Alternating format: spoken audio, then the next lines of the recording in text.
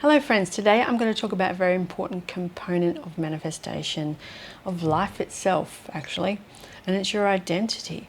And I was really thinking about this, it popped into my mind, and I was thinking about how we focus on manifesting, the manifestation part, what we manifest into the world.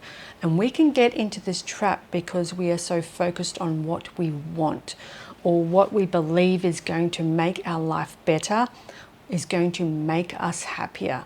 And this can lead us in the wrong direction because we're really not focusing on what is actually getting us there in the first place.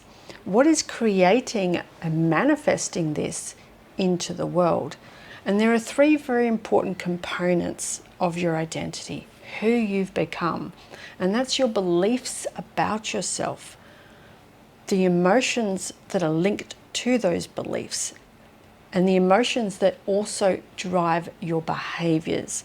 The behaviors that you believe are who you actually are. They're your identity. It's how I am, it's who I am. But your beliefs have come from a place probably long ago when you were very young and you were being programmed, unconsciously programmed by everything around you. You're taking in all of that information. Ended up believing that you were this person and that person and developing these beliefs about yourself that you really didn't even know that you have. And this is what we are truly manifesting into the world. We don't manifest what we want. We don't manifest the car. We're manifesting who we are, who we believe ourselves to be. We are manifesting through our identity into the world. And if you think about that, what's more important? Is the manifestation important? Is focusing on the manifestation important? Or is focusing on your identity important? Is focusing on what comes before the manifestation? Because identity comes before manifestation. Anything that comes before is important, and we have to be able to look at it. You see, if you want to be this person, if you have this vision in your mind of who you want to be, and you've got your vision board, and you're putting lovely pictures up there or whatever you're doing, and you're trying to feel a certain way in your visions, but the current you, who you are right now, is in contradiction to that vision, to that feeling, to that vision board, it's not going to manifest. Because the contradiction is telling you that you have to be this person. You are this person. You believe this is who you are. You're only going to manifest who you currently are. So you have to look at your identity. If you want to change the outcome, you have to do something different. Now I've got a couple of examples here of people way back in the past who I can use, who used to manifest things they didn't want. They were unconscious of what they were doing.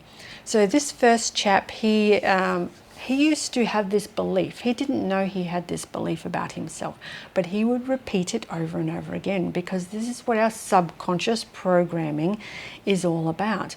Even when we speak something, we may not even be hearing it. Okay, so I recently saw this thing on social media, and it was a woman. Okay, and she was talking about men. Men do this, men do that, men do this over here, and then they do that, and they have this. And she was going on about all the wrong things that men do.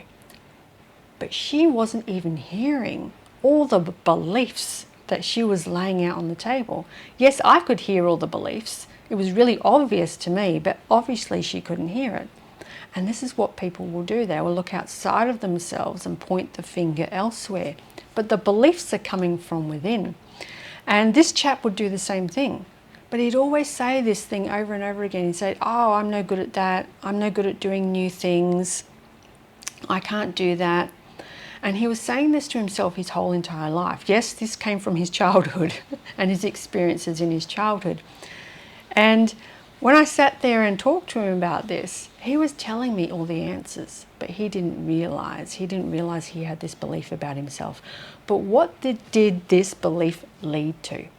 He had a belief that he was no good at doing new things. He was no good at that. He wasn't worthy.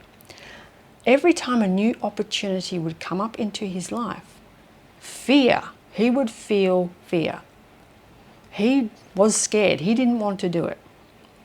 And then what were his behaviors coming from that? He'd start making excuses as to why he couldn't do it, as to why it wasn't a good idea.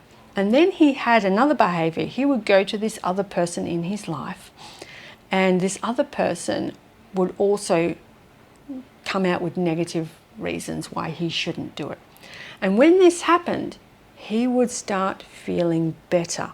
The stress would go away, the fear would go away, because he didn't have to do it anymore, because he had enough excuses and reasons why he didn't have to go take up that opportunity. But it got to a certain point where he was tired of this, because he said he missed so many opportunities in life. He was always putting everything off, and he couldn't figure out why. But there was a belief behind the behavior. And when there's a belief behind the behavior, what is he manifesting? He gave up a huge amount of opportunity. Now there is another, I was going to say excuse, but there is another example I have, and it was a lady I used to work with a few years back. She was a lovely person. Well, I used to think she was. But she had this belief that all men were liars. Yes, just like the Instagram thing I saw the other day. All men are liars. Yes, that came from her childhood as well, things she experienced, and she had that very firm belief. And she would do the same thing. She'd say it over and over again without even realizing it. Now, how did that make her feel? You could see it in her body language. As soon as she said something about men and all men being liars, you could see the tension in her body, the way that she would feel about it. And then that affects your behavior, the way that you behave in relationships with other people. Now, the story she gave me one day, this is a very good story to show this. She got home and straight away her boyfriend said to her, look, I've had an accident. I spilt my beer over your laptop. She got angry straight away. It was an expensive laptop. She said, tell me the truth. And he said, well, I am telling you the truth. I spilt my beer on your laptop. I tried to clean it. I tried to wipe it down. I tried to use the hairdryer and nothing worked. It won't turn on. She got even angrier and said to him, you're lying. He goes, I'm not lying. I told you the truth. I spilt my beer on your laptop. Like, I'm not hiding anything. And she turned around, and what she did was said to him, she made up the story for him. She said, what you've been doing is you've been drinking and you've been sitting near my laptop. And because you've been drinking, you haven't been paying attention and you've knocked over your beer onto my laptop. And so he went, well, yeah, kind of how that happened, but I didn't mean it, and I'm really honest, like I'm not hiding it. But she said to him, no, you're a liar, because he didn't come out with the exact story that she wanted him to, that she expected. But he didn't know. He didn't know how to read her mind. But regardless, this is how it affects your behavior and how you're interacting with other people. So did this woman ever have long-lasting, happy relationships? No. No, she never did, because all men were liars. Now, you can keep going with these same behavioral patterns, belief patterns, emotional patterns, behavioral patterns, or you can choose to change them, because they are not who you are. They are just who you've become in life. And they are covering up the real, authentic you, who you truly are, your true identity, the identity that is going to manifest your life, your ideal life, the life that you deserve to live. Now, I'm going to put one in here because this is my example now, and this really will show what you can do instead. A few years ago, again, I was thinking about a relationship. And instead of sitting there thinking, oh, what sort of man would I love in my life? I was sitting there thinking about myself. And I said to myself, Who is the ideal me in a relationship? Who can I be in a relationship? Who do I truly want to be to have a awesome, healthy, fulfilled relationship? And so I started going through things. I want to be a loving person in a relationship. I want to be able to communicate effectively in a relationship. I want to be compassionate and kind in a relationship. And as I was saying these things to myself, I suddenly realized, oh my goodness, I already am those things. I already am love. And that's what people don't realize. You already are all those things already.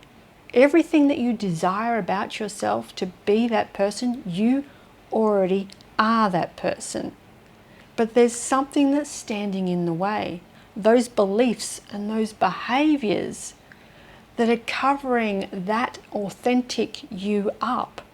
So when I was doing this little exercise with myself, which you can do, by the way, you do it too. It was such a beneficial exercise because I suddenly realized, hey, I already am this person. But this is identity, what looking at your identity is. Who is the current you? Who is the ideal you? Who do you truly want to be? Who do you truly want to be in a relationship? And if you're sitting there and you're saying, well, I really want to be a good communicator in a relationship. Are you not a good communicator already? And if you're not, why are you not a good communicator? What is standing in the way? There will be beliefs. There will be fears about communication. I used to be the same. I wasn't a good communicator in a relationship, and it was all about fear. I had so much fear in terms of what I could communicate, what I could tell people, and it stopped me from being the person that I truly was. And so this is how you start to look at your identity. Start to focus on what do you truly want? Not what you don't like, but who do you truly want to be? Because you are already that person. But what's stopping you from being that person? Be willing to look at those aspects of yourself. And the man I was talking about, he already had so much possibility in his life of who he could be. But he was too busy focusing on the fear of trying something new. Because when he tried something new when he was young, he got ridiculed and put down. And he didn't feel good about himself. So he decided that he was never going to do it again. He was never going to take that risk and do what he truly wanted. So what was stopping him from being who he authentically was? And it's the same for everybody. Your identity is bringing about your manifestations. It's going to determine what your reality is in this world. So if you're trying to manifest something into your life, the better question isn't, how can I manifest this thing into my life? The better question would be, who do I have to be to bring this into my life, to have this in my life? Who do I have to be? What do I have to start thinking? What actions do I have to start taking? What beliefs do I have to have about myself? What do I have to stop tolerating, stop allowing into my life? What are these things that I have to do? And then I have to start putting them into action, making them my normal habit, my normal everyday habits. That's who I need to become. So don't just focus on the goal, focus on the person who is going to get you to the goal. You are the most important aspect. It's not about this thing that you want to manifest. It's about the person here that's doing it, that's being it, that's living it. And when you realize that, when you realize what comes before the manifestation is the most important aspect, then everything changes.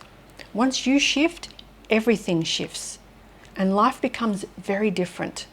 And it's as simple as this. When all that change, your life reflects who you are. Everything. Your attitudes change. The way you think about things change, the way you interact with everything changes, your standards change. It's amazing what happens, and it's not this magical trick. It's just how we truly are. So start to look at this person who you truly already are and become that person, because they're waiting. They're waiting for you to show up.